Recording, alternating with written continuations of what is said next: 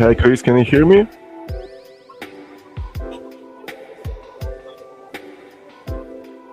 Uh,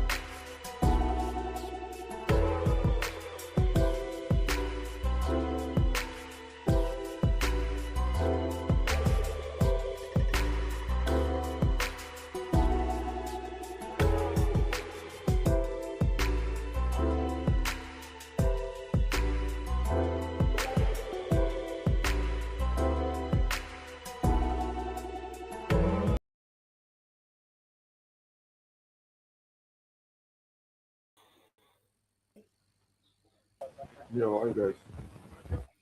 Hey, what's going on, everybody? Thanks for How we tuning doing? in. All right, let me get my link over. So, we have a special guest joining us today. We're going to be diving into the market, updating policies that are going to affect us all, cybersecurity and hacking stories, all the way to a new GameFi development that Trump is working on. So, it's an exciting call today. Yeah, I'm looking forward to the show, including just talking about Disney and putting 1 billion equity into Sora, right? Because that's going to bring some huge engagement with Sora. Sora's already for image and video creation. Sora's already up there with some of the best, but bringing Disney into the mix like this is just, I think it's going to be incredible. Yeah, absolutely. And I just saw that news this morning, and it just goes to show, how institutional adoption is definitely shaping the future of the space. Yeah, and I think it's going to bring more regulations to Sora, just because Protect the they're IP. gonna they're No, gonna want to protect their brand. They're gonna want to protect their characters. They're not gonna want you taking all of the Disney princesses and memeing them in come on. some weird situations, right? Yeah. You know what I mean. Well, here we go. We got our CyberSec guest coming on. His name is Nexus. I've worked with him for years. He's a great guy. He's tackling some of the biggest criminals out there right now in the space. Overall, making it a brighter space in general, and sort of like Crypto Batman. So, Nexus.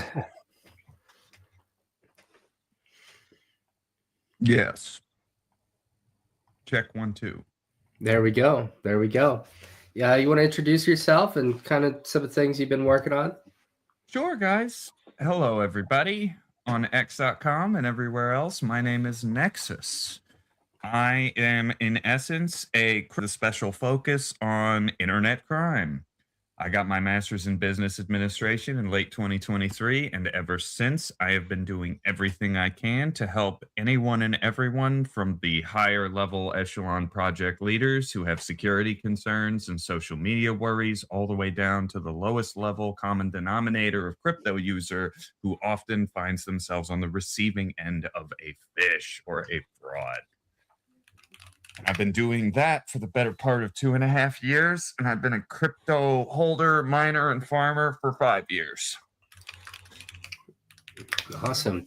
Yeah, glad we got guys like you in the space because it can get pretty dark sometimes, right? From the extractions we got going on to just, I mean, the straight up hacks and, like you said, phishing attacks. I know the other day, someone I know and love was phished, and someone who's using spearfish out from their email inbox and sending it to everyone, and I got an email like that included. So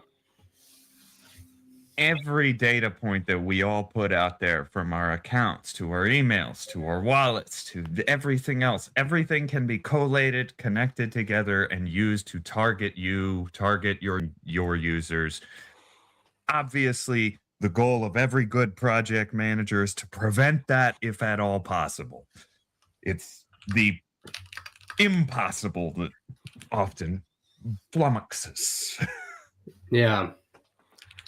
And I was just saying, like, sometimes there's a good reason, not to be doxxed in the space, right? And I think going after the bad guys is probably the best reason that you could have. I really wish I could dox too. It kind of stinks, but throwing myself into this world of crook research, it actually does make me a target if I were to put myself popularly out there. And want to say as well, like, it's not like you can create another account and dox on there as just yourself, because your voice is very recognizable. Yes. Yeah. Yes. Some of you who've heard me on spaces elsewhere would know, oh, I've heard him before. Yeah, I know that guy. Yeah, well, we wanted to bring you on and kind of ask your opinion, on the market, but also some security topics today. I think that, with all of these changes we have coming, with a better Fed chair that's friendlier for the space,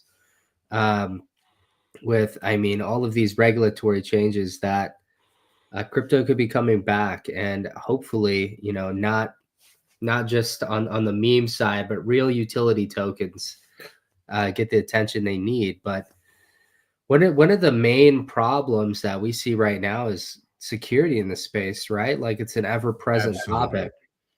Yeah. Well, and in November, and it apparently was one of the worst months ever for hacks. So just want to get your thoughts on that, and yeah, like why is that? Well, our decentralized financial networks, their permissionlessness is what drives their appeal by criminal actors. So, in the larger, grander context of all of this, when we see a big protocol hack go down, especially when it's something like Balancer, it's actually our gut to come out and say, oh, this must all be horrible. This must be the largest, worst stuff we've actually endured in the space. Yeah. The problem with saying that is that actually, when we value all of this stuff in depreciating purchase of fiat currency, this actually isn't the largest and worst month we've had in the space. Mostly Okay. because we used to value assets in stronger dollars, which are not as strong as they are now. So if you're looking at the November 2025 numbers, what you actually have to do is you have to chop that down by 25%, and now you have a score relative in 2020 dollars. And we had Hmm. many billions in 2020 through 2023 dollars worth of hacks back in those days. Okay. This number, depreciated for the inflation of the dollar, isn't actually as bad as it seems to be. Now, granted, if you're in the Okay. Balancer team or the Optimism team, that's small comfort. Yeah, right. Or if you're a holder. I mean, how do Exactly. you feel like the space has gotten more secure generally, or I mean, do you see a lot of these attacks being perpetrated with AI or Yes. Yes, right? because threat actors, especially the small scale ones, the non governmental sponsored threat actors, those guys now have easier access to AI tools than ever before. Yeah. And I was warning people in conferences, in regional business conferences in September of 2023, that the DPRK and the Russians would be the first ones to start adopting AI tooling to try to scam people.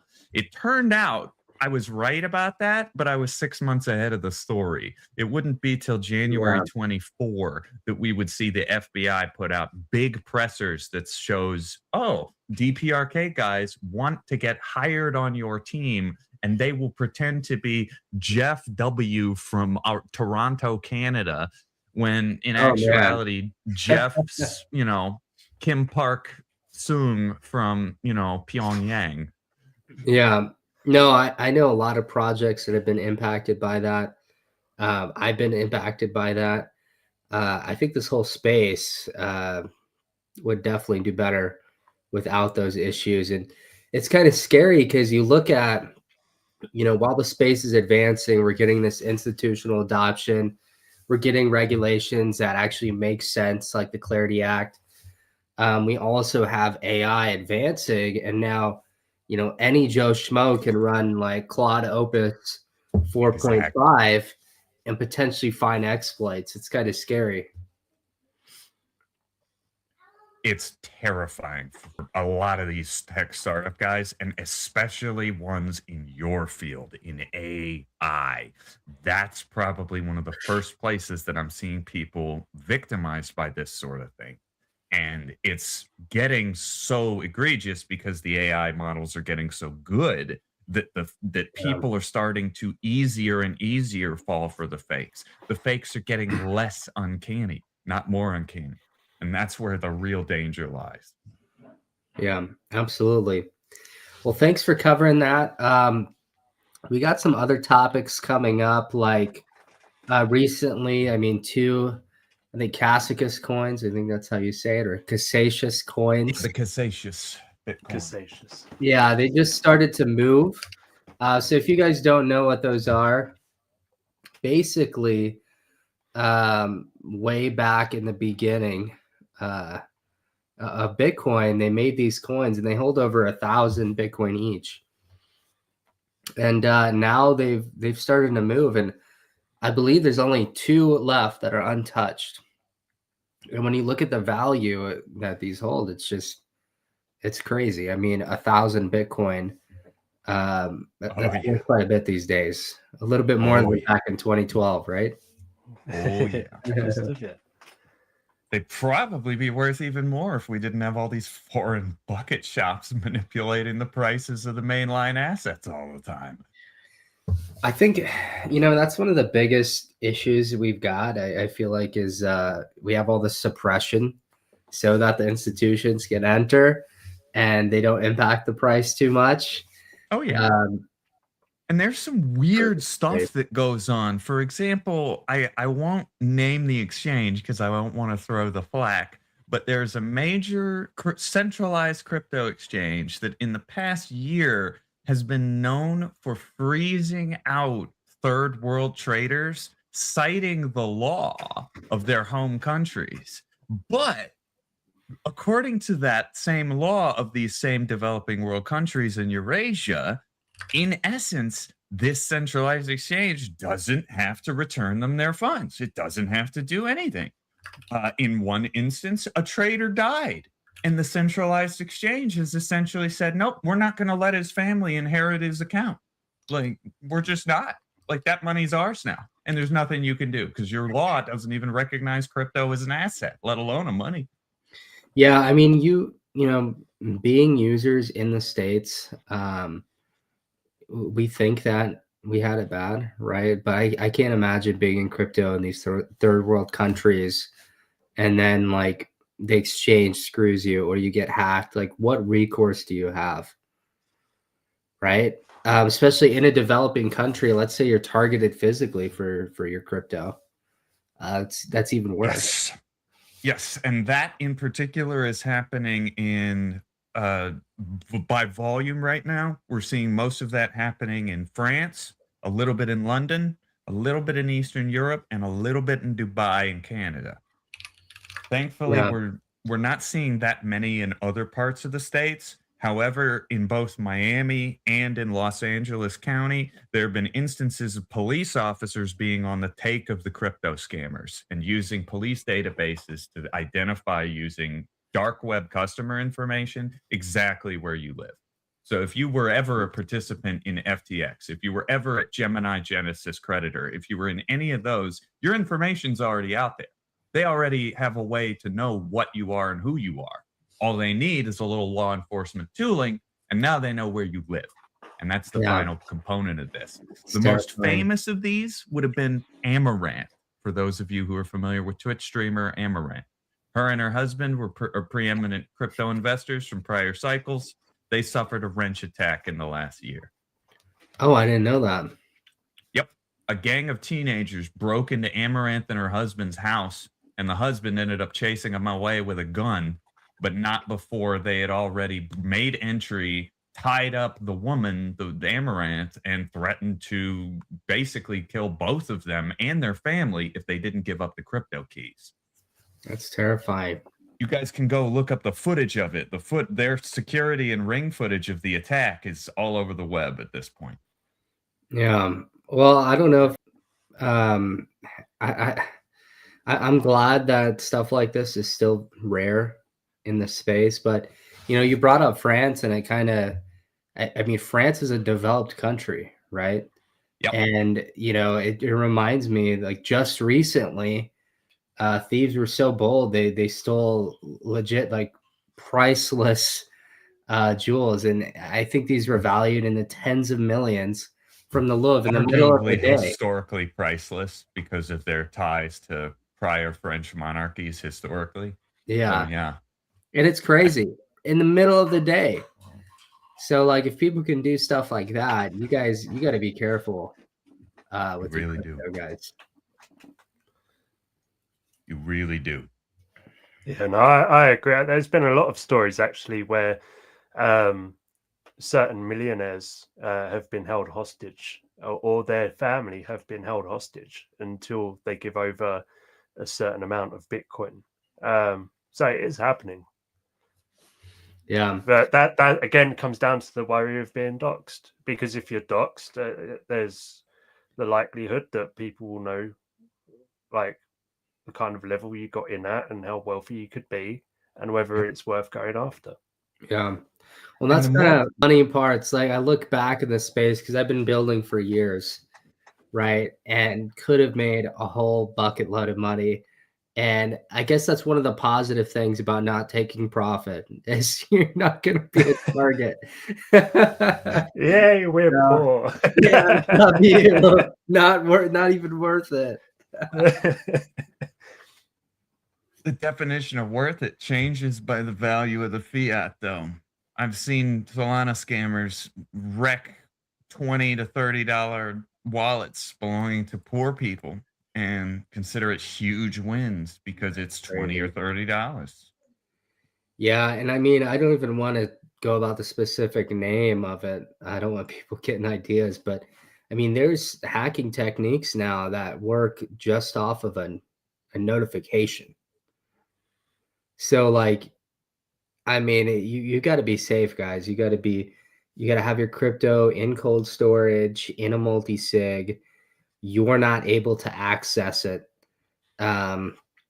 Because if it's too much, like if it's an amount that could threaten your life, then you definitely want to make sure that it's, I hate to say it, either backed by an institution or in some type of a sig where you can't be exploited.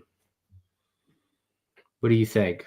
What's the best practices, Nexus? The best practices are constantly changing in real time.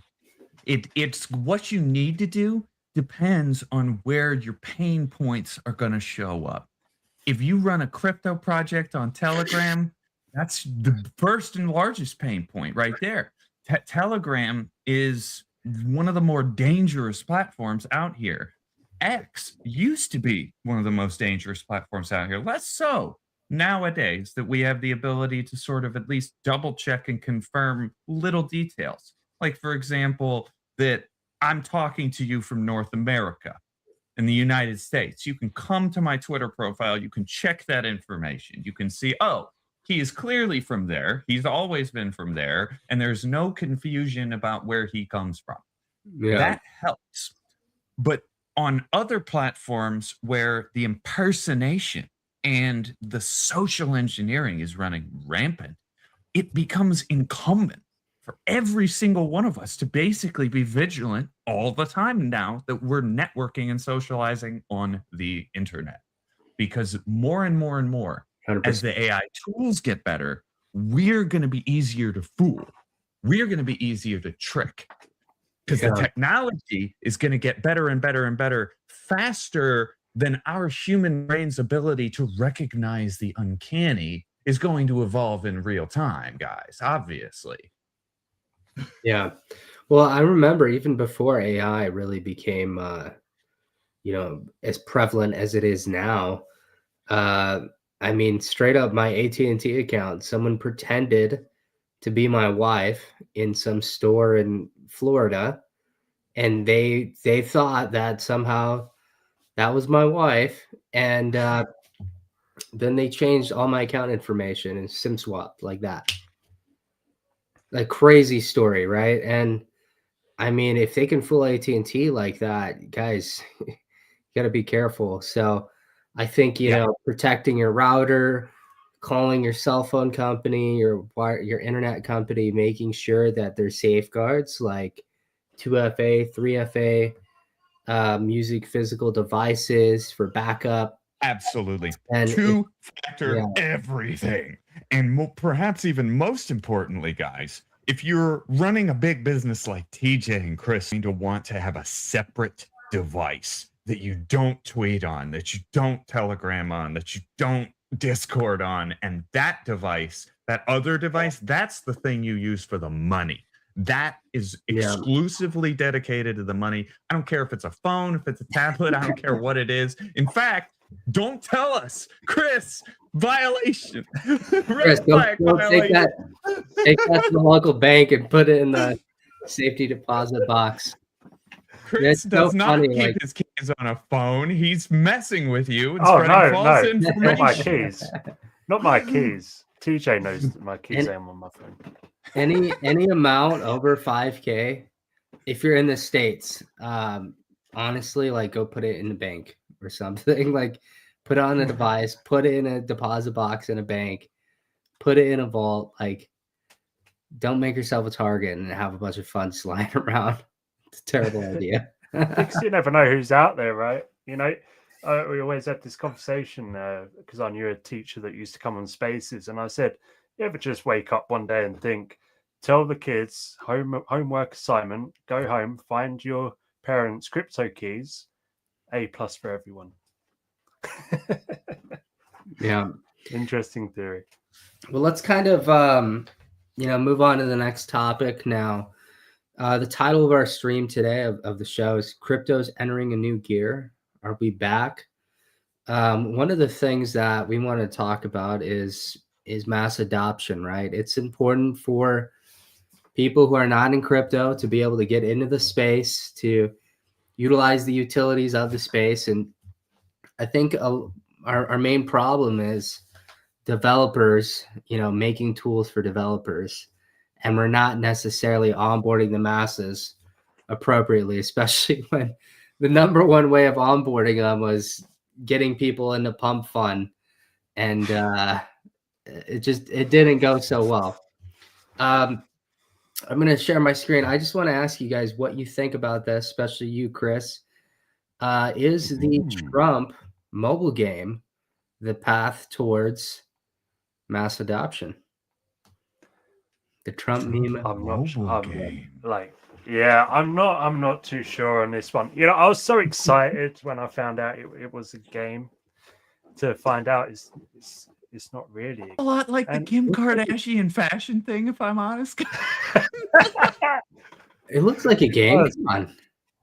But So did Kim Kardashian's fashion house.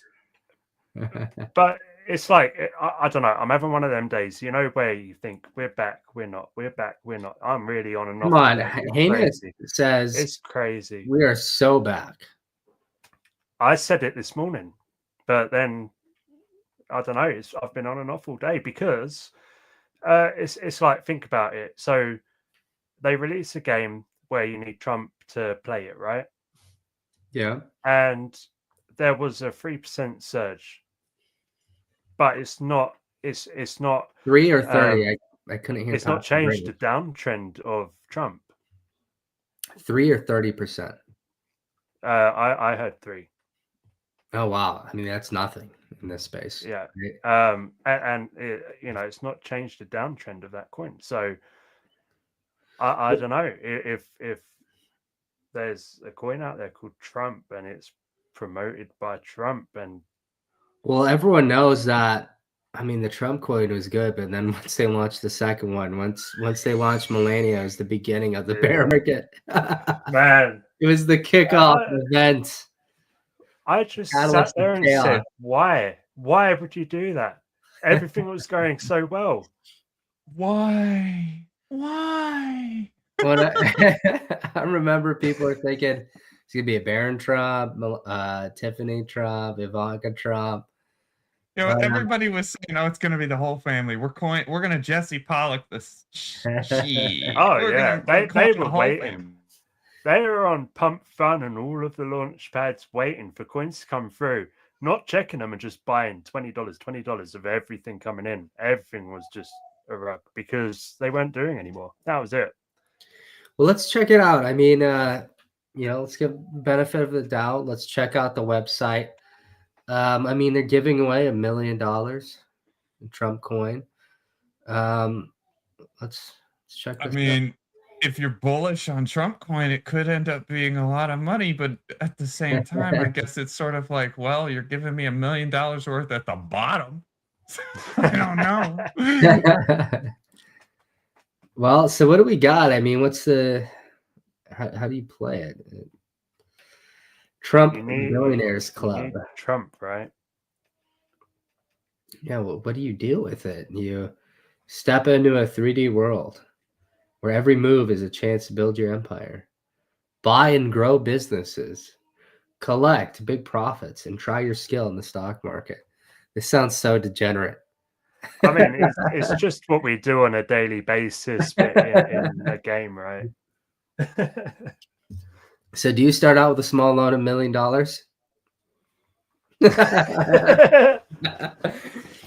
Just a small loan, $1 million. Refer your friends, and they too might get $1 million. Millions and millions.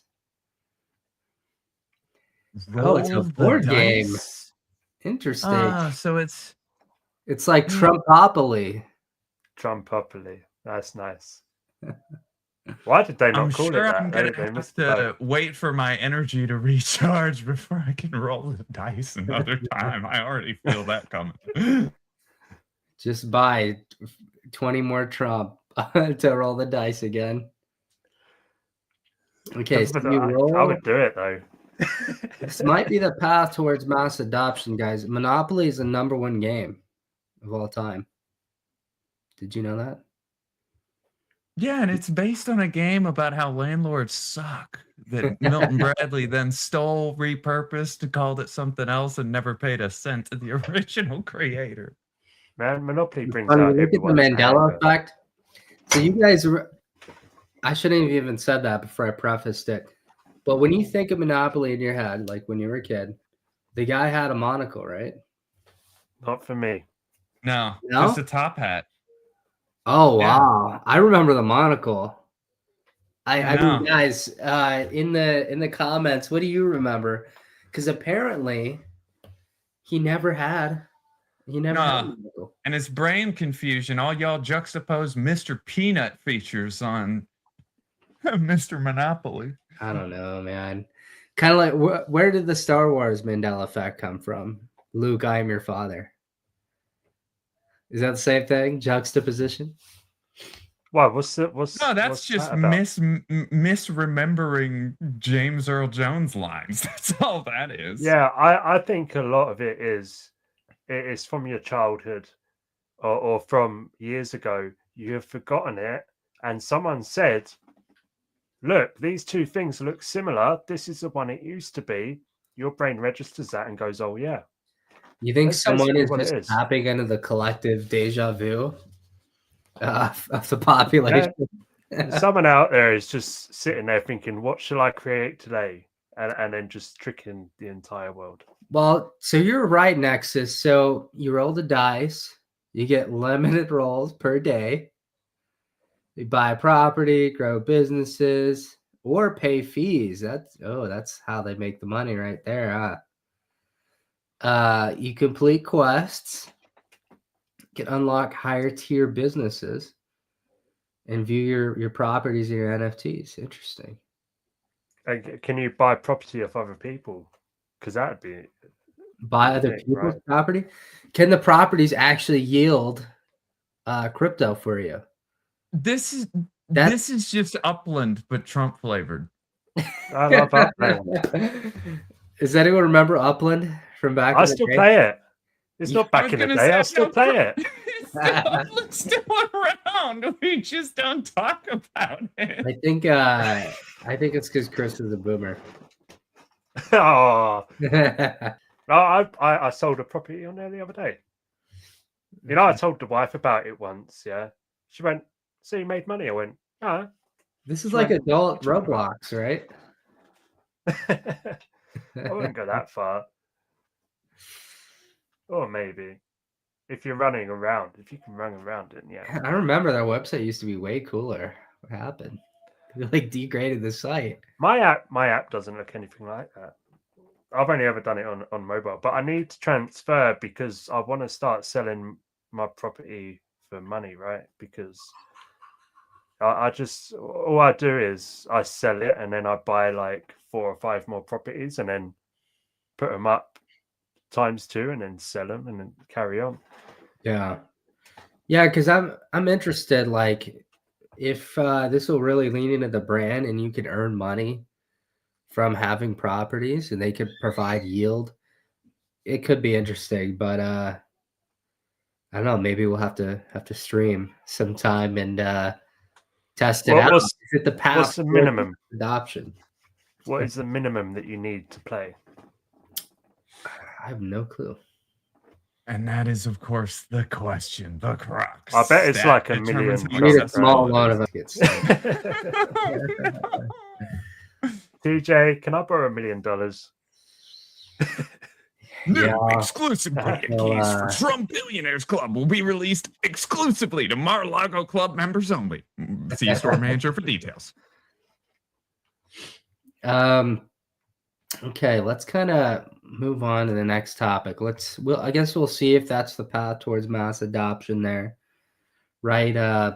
But I don't know what you guys think about. I don't know if you follow soccer. I know a lot of people are going to hate me for calling it soccer. Football, It's, I mean, it's football. My son football. loves football. You Football. bloody My son yank, loves it. TJ. I ain't saying a thing. But no, my son loves it. I've never been into. Well, is this a signal that Perplexity is going to win, right? You know, everyone's been roasting Perplexity in the news. They're like, they're burning cash. They're not going to win. AI has gotten so much better. But now Cristiano Ronaldo, one of the most famous figures in the world. I mean, I don't even have to tell you what he does. He's investing in Perplexity, and he's also marketing them. So everyone thought that they were just spending millions to have him market, but it's the other way around. He's investing, and then he's marketing his investment. What do you guys think? I mean, it's huge. And Well, the You last know, time football something involved, it was a major top signal. So beware, buyer beware. True. Well, thankfully, it's not crypto, right? It's AI, but is it a top signal for AI? I guess that'd be a. There's a lot of people asking that question as far as AI. Is it a bubble? Is it just a hot contained pile of hot air? Who knows?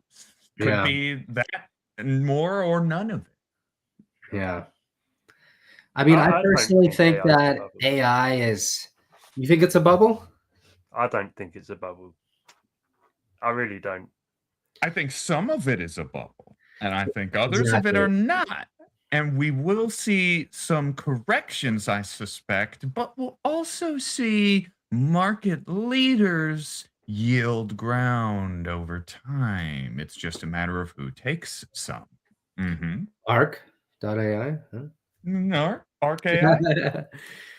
Well, you kind of, I mean, you look back at our first model we'd released.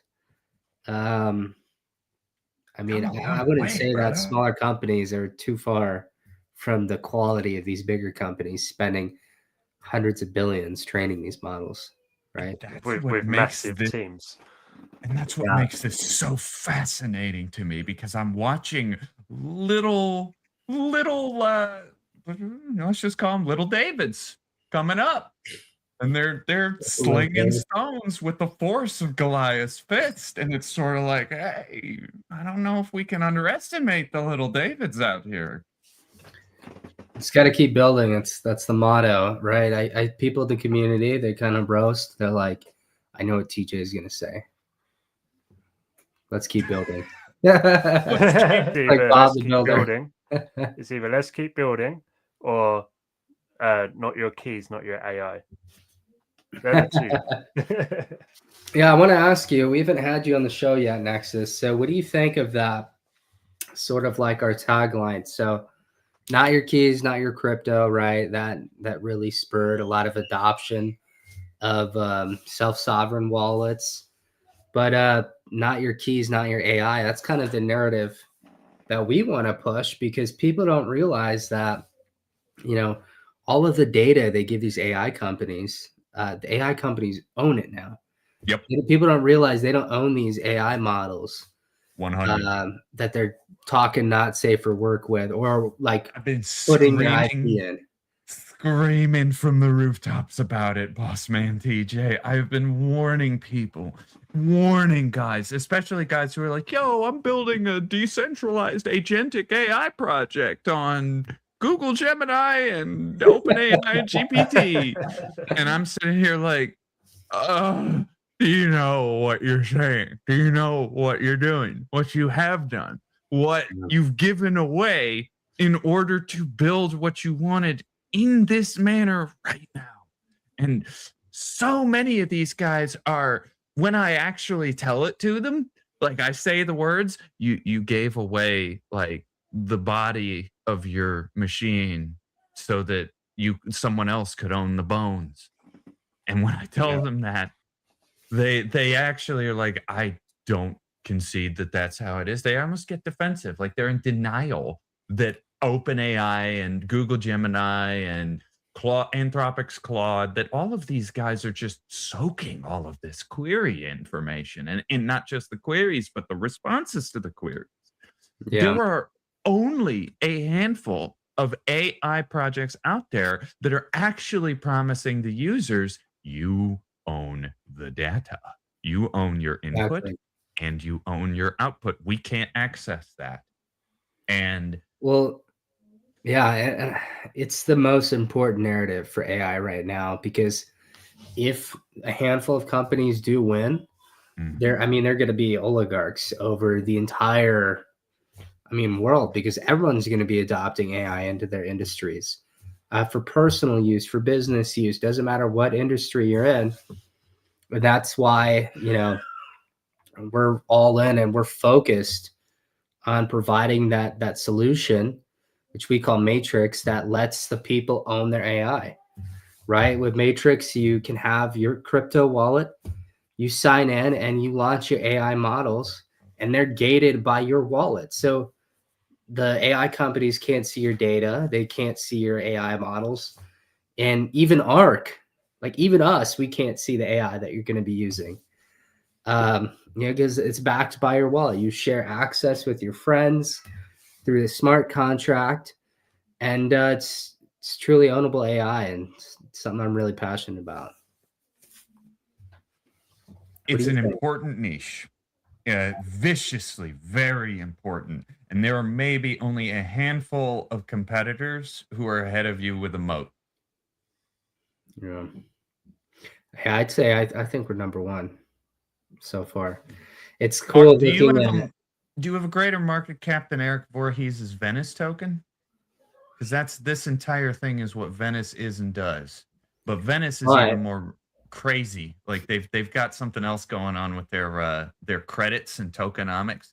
Basically, you can stake Venice tokens, and if you don't query the AI every day, you can sell inputs for cash. Well, the crazy thing is, so I looked into the architecture. It's sort of like it's VPN for AI, right? Basically. But doesn't that mean that multiple network participants are getting different pieces of the query? You know what I mean? So yeah, it depends on which model, because Voorhees opened the floor to basically all of them. He pirated their models and then ran them on his own computers and supports it with the tokenomics. That's how his model works. Yeah. And I mean, to be fair, I think it's a great model, like for a lot of use cases, right? But I also think, just building something that, there's zero gaps, like it doesn't even leak parts of the data, is important too, which is kind of why we're all in. But yes, let's go back. To be able to promise the customer and the client business, you own the input, I don't. Yeah. Well, let's kind of go back to the topic with Ronaldo into Perplexity. So he's invested. He's going to be, of course, marketing them, and I have a feeling they're about to shoot up because of that. It's actually funny you ask Perplexity, Messi or Ronaldo, and it says Messi. But let's see what they released about it. Yeah. Okay. So, and I know I'm not as big of a football fan as I guess I'll call it soccer. It's what we call it here in America, as you, Chris. But how big of a deal is this? He is one of the biggest footballers of all time. I was gonna say I'm not a soccer fan myself, but he's one of the GOATs, is he not? He is. Better than Messi. When we like with the kids, it's who do you prefer, Messi or Ronaldo? That's what comes up. It's no other footballer. You blew up. He's freaking jacked too. Oh yeah, he is. Isn't he like in his late 40s now or something too? Or probably is he getting older? Probably like mid 40s, I'd say. Yeah, but he's a nice guy as well. Yeah, I know, it's nice cool. to his fans. I saw he was at this summit with Trump like a month ago, and everyone was flipping out. Like, why is he hanging out with Trump? Because they know like how much influence the guy has. So that's huge for Perplexity. So mean, it's funny. I use Perplexity browser. It's pretty good. Oh dear. Yeah. Well, let's talk about FOMC. So, as poly Jerome market, Powell. well, and it's good. I mean, everyone kind of, I don't know, kind of stuck with him right now, and I think getting the better Fed chair is going to be huge for the space. I mean, what do you think, Nexus, Chris?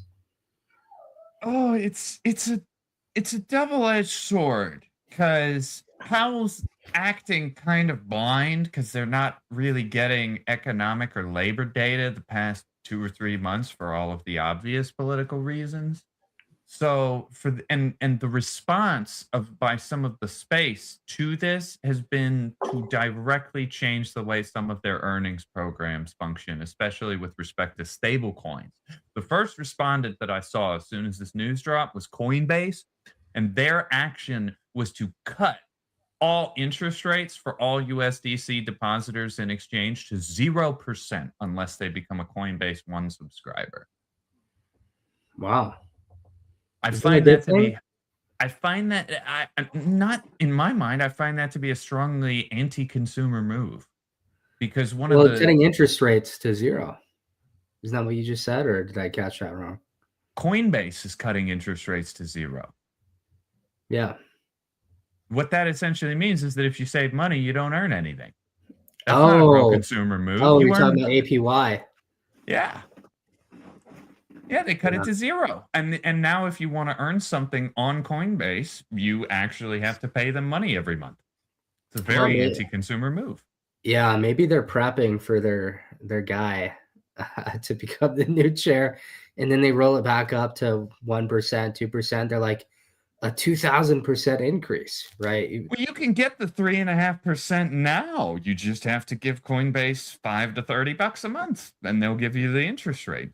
But what's interesting to me is that I heard some characterization of this that actually Coinbase isn't making this move because of the federal interest rate shift.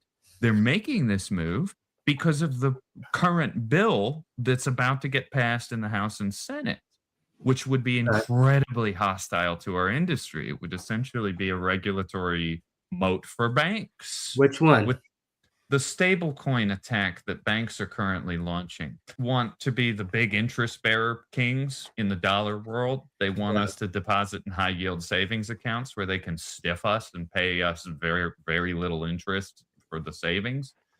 Stablecoins were one of the first routes accessible to Americans where we could get that same high yield interest rate, but we're actually being paid it. So the banks don't like that because it incentivizes, dollar holders They to don't get come. their cut. They don't get their rake. Yeah. Dollar holders can get their coins on chain, get the interest rate in the USDC or even tethers if you're creative. And in that way, the banks want their moat back that they lost. I mean, there's no way that'll pass, right? That's It the has to thing. pass the House and the Senate. That's the thing. This is one of the reasons why I'm so gung-ho on campaign finance reform. Bank of America, JP Morgan, Fidelity, BlackRock, Blackstone, all these folks have been lobbying for stablecoins getting clawed back so that now I can't deposit stablecoins in Coinbase and get interest. I have to be a part of Coinbase's There's no way. I get it, but man, I just don't think there's any way that's going to happen, right? I mean, I have a theory that we're going to tooth and nail. We're fighting, whether we're talking Bitcoin and stablecoin progressives or we're talking conservative crypto people. In a way, we have an unholy alliance of left and right in the crypto space. Excuse me. Well, one of my theories is that I'm allergic to government bullshit, TJ. Maybe that's what it is. But there was a theory kind of circulating, and kind of before that, I was thinking about it. Like, we almost have to use stable coins to devalue the national debt. And if we don't do that, and you see Trump, especially with World Liberty Finance, right? And then the Senate, we know the Senate is controlled by the Republicans, by Trump. We know the House is probably going to be controlled by Trump in midterms because of all this redistricting, right? I mean, I can't see that getting passed where stablecoins are clawed back. What do you think, Chris? I mean, you can't see it being passed, but you should know the space well enough to know just as you're onto a good thing, they do come along and screw you. Whether it's an indirect way to control or, they are just doing it to manipulate the market. You just don't know. But I wouldn't rule it out at all, especially if BlackRock are for to pass it. Yeah, they're going to be pushing for that hard. We'll see. Maybe they're preparing for a movement with, tokenizing all of these stocks, right? We just saw Armstrong with Fink the other day. They want to appease them, even if it doesn't get passed. So why not, act like you're on their side so that you get all these tokenized stocks through your platform? Yeah. And this is where it almost becomes a, central bank civil war, right? Where half the banks are saying, yo, we don't want the money to get tokenized because we don't want it to get transparent because that affects our dark money and dark market income. But on the other side, you have guys like Larry Fink who ironically are saying this level of transparency would only seek to benefit markets and the price parity between foreign exchange assets, bonds, and stocks themselves. Well, what's funny is it's kind of like they're getting the CBDCs, but just without the same level of control. Because I think what's going to happen is we're all going to be using stable coins. Consumers, small businesses everything they do is everyone's going to see it on chain. But then the bigger institutions will be using subnets.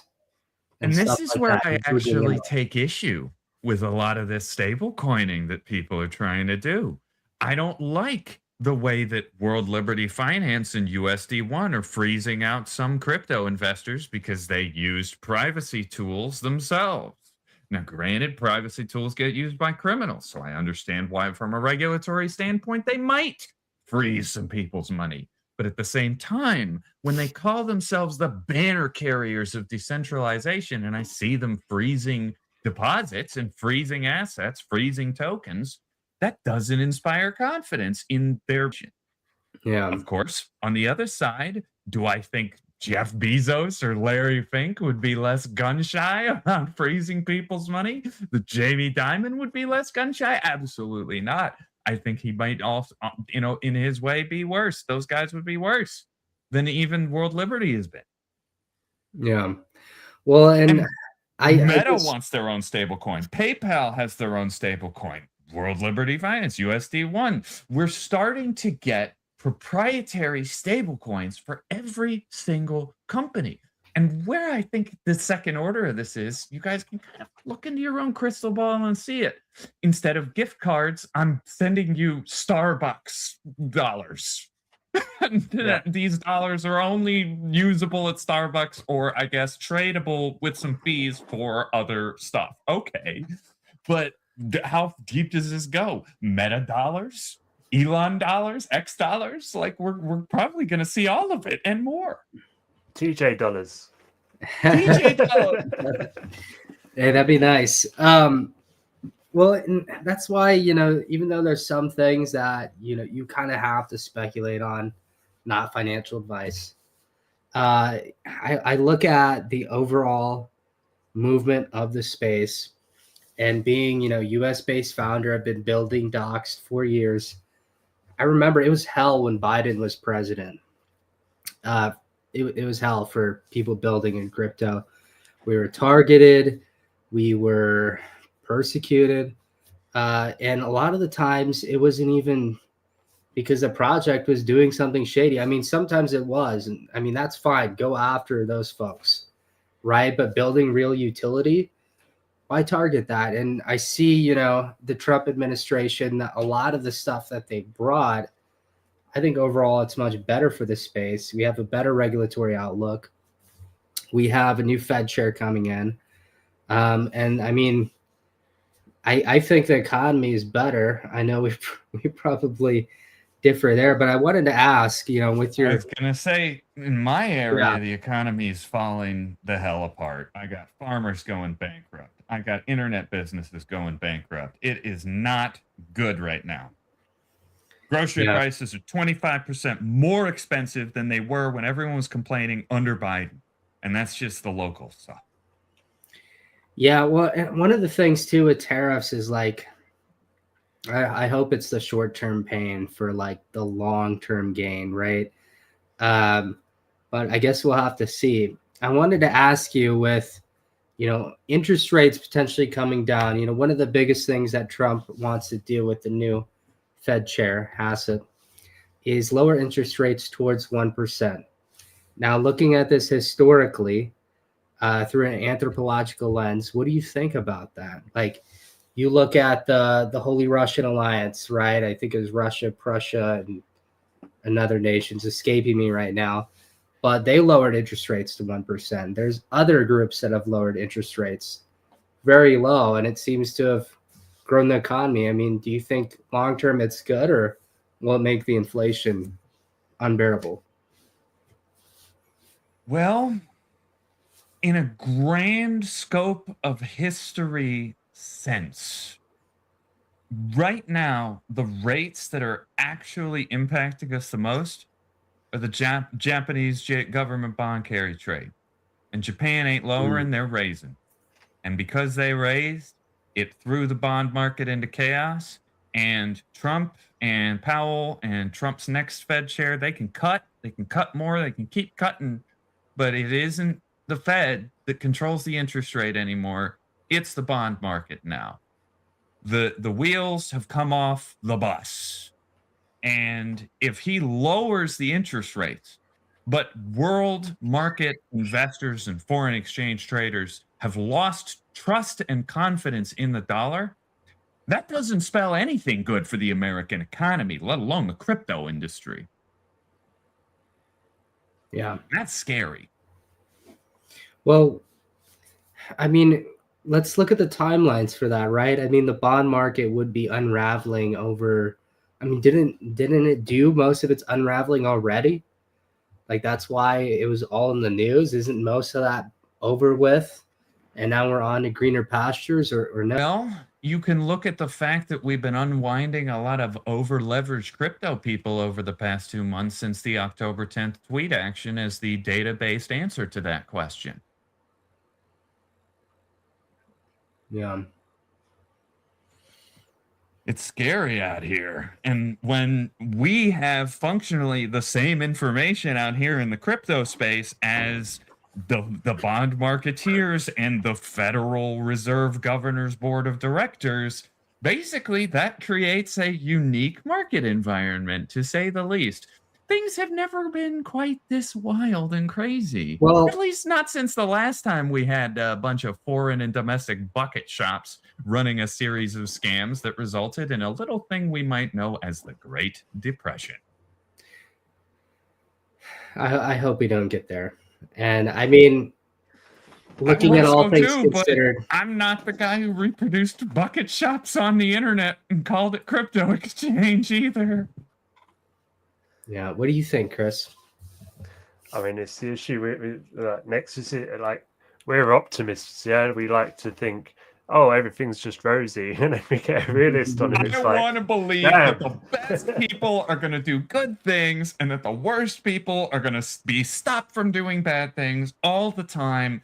And when Trump was elected, I wasn't happy, but I was genuinely hopeful that he was going to do good things for the crypto space, that he was going to clear the regulatory moats. And I didn't predict that he was going to create his own stablecoin. I didn't predict that he was going to launch not one, but 2 meme coins before he even took office. That was frankly terrible. And that was the biggest top signal I've ever seen. You think that's the top of this cycle? Do you think we Well, come back in 2026? Well, if we cut interest rates, then we're kind of conceding that we want to lubricate capital and lower the cost of purchasing dollars, and especially dollars borrowed over time and purchased with debt.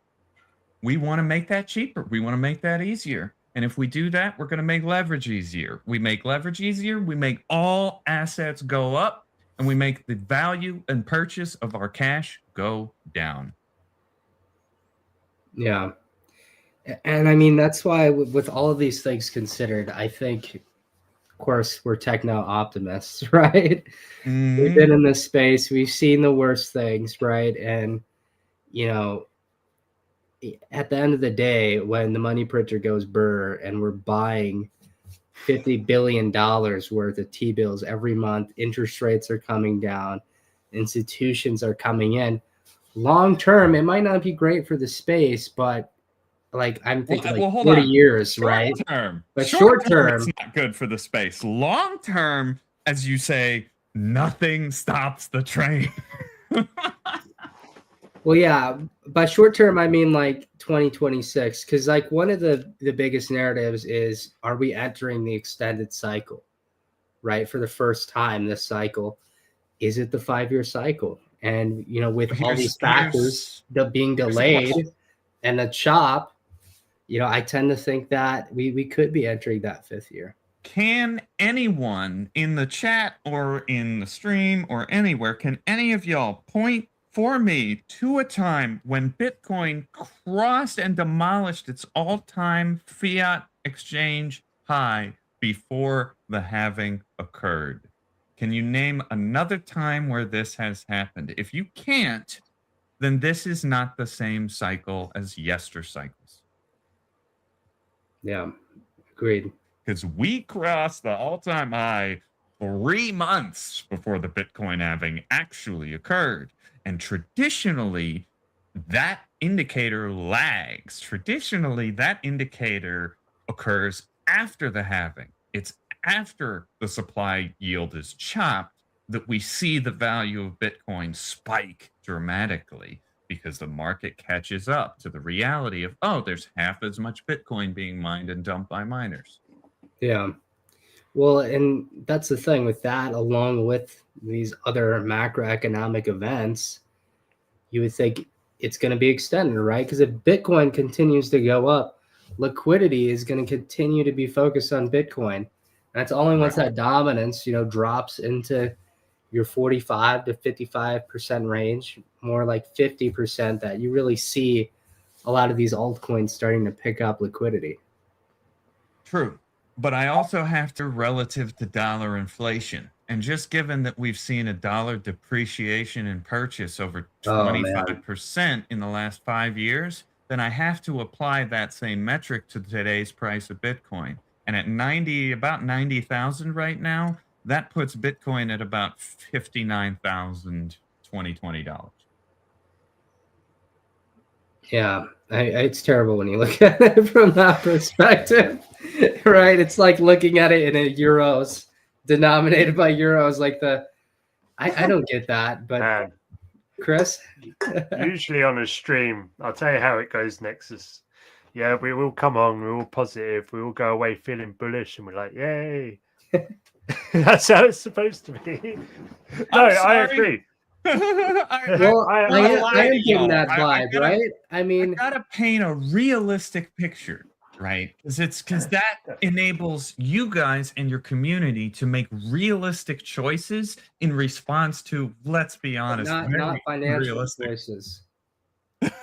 I think the biggest thing that you said is you talked about how, when we hit all-time high, it was before halving, and in the previous cycles, it was completely different, right? So months later.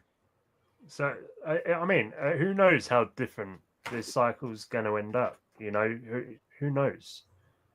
No one. Yeah, that's the thing. But there's so much speculation out there, and there's so much bullish speculation. It's hard not to just think it's all going to be good. Simply, I would just say don't look at what everyone's saying. Just look at what they do. Like everyone is building to be in this space now.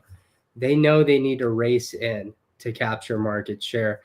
I mean, Polymarket, Kalshi is the most profitable company in history by how many people are working there per employee, right? With the And sole then all exception of these Steam. regulations as well. With the sole exception of Steam, Steam is more profitable than Kalshi by a country mile per employee. How many people they got at Steam? Less than 200. I mean, Kalshi's only, what do they have? Like 20 people? Let's fact check it right now.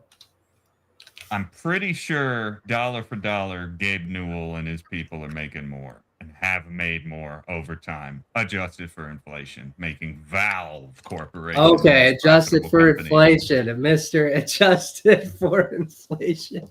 We gotta call you Mr. AFI. Macro, baby, macro. You gotta have when in doubt, zoom out. I mean, adjusted for inflation, though, you would. I mean, who like probably Andrew Carnegie or something is the wealthiest man in history, or Rockefeller. No, adjusted for inflation, the wealthiest man in history was a Babylonian African king, basically. Solomon. But I believe it was one of Nebuchadnezzar the First's grandkids. But who's tracking the Bronze Age besides me? I'm crazy. Bronze Age indicators. Well, all right, guys. That was the show today. Nexus, thank you for joining us. I hope you could become a regular guest. Always love your takes. Yeah, guys, we have a lot of things happening right now. The cycle is different than it's been before. We have everyone trying to rush in, from BlackRock to the prediction markets that are coming out of nowhere, to the world's biggest celebrities. And it's an exciting time to live in. So, what? Vanguard said no in 17, we'll never offer any Bitcoin. We'll never offer an exchange. We'll never offer anything like that. We'll never touch it. 5, 6, 7 years later, they fired the guy who said that, and now they're offering Bitcoin and MicroStrategy. They're always going to say that they're not into it while they're quietly accumulating. And that was Jamie's strategy. Well, yeah, but yeah, guys, there's a lot of positive factors that we're looking at here.